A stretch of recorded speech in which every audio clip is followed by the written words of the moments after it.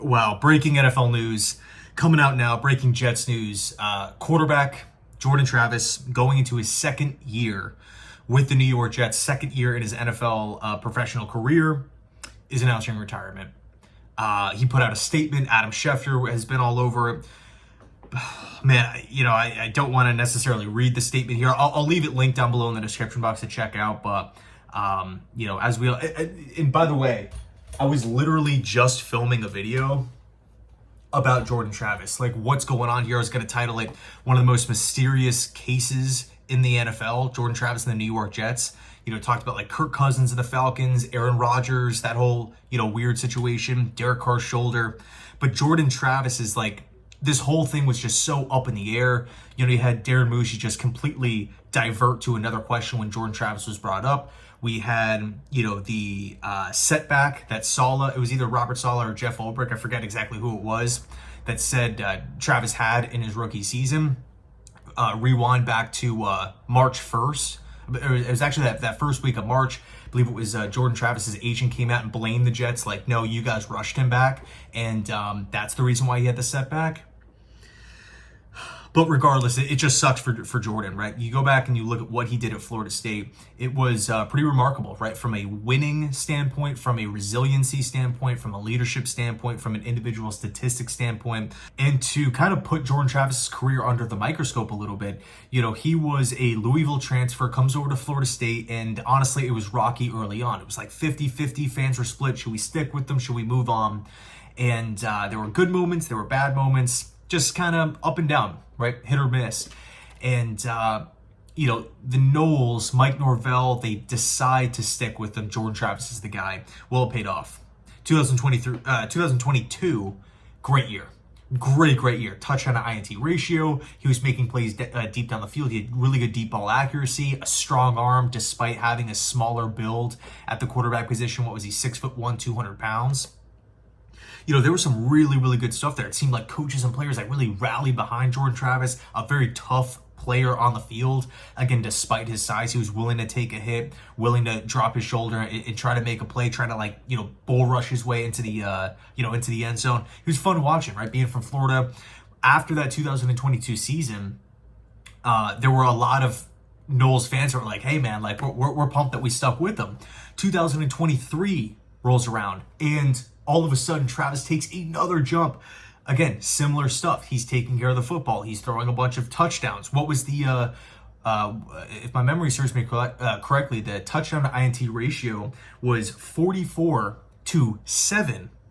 44 touchdowns to 7 picks in the last 2 years of Jordan Travis's career at Florida State. Not to mention, Florida State was freaking undefeated that final year. And I literally remember watching that game live. I believe it was against Southern Miss. He gets pulled down awkwardly on, a play where he's trying to make happen. So the other team was in the game, right? And it was kind of like one of those trap games late into the year. There was talks that, Florida State should have made the college football playoff. And if they, won that game and Travis stayed healthy, they probably would have made the playoff. But regardless, he gets hurt. He gets pulled down and he gets carted off the field. And just like that, Travis's career with Florida State is over. And it was tough. It was tough, right? Whether you're a Florida State fan or not, just seeing someone like that coming off such a great year at the end of the regular season, experience an injury like that is just absolutely brutal. And, because of his eligibility, he declares for the NFL draft. And, it's not like he's throwing at the combine, putting up these private workouts for teams. No, he's rehabbing. Yeah, he can personally meet with teams, but he's rehabbing. They can't work him out from a physical standpoint.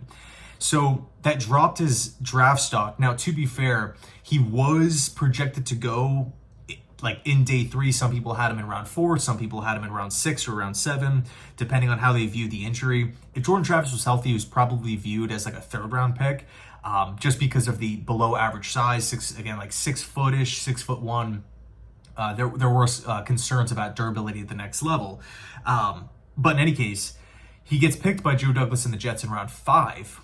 And, we don't really, actually, initially, we saw some cool pictures got released, right? He's wearing the Jets helmet. He's on the field throwing, not in pads, taking hits, but just kind of it looks like he's active and he's standing up, and like the assumption is, okay, rehab's going well.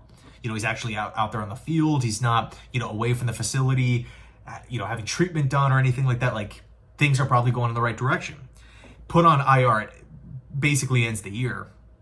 And then we get that weird quote from Saleh. It was either Saleh or Ulbrich. I can't pinpoint exactly when Saleh and when Ulbrich took over, when that question came in about Jordan Travis. But I don't know.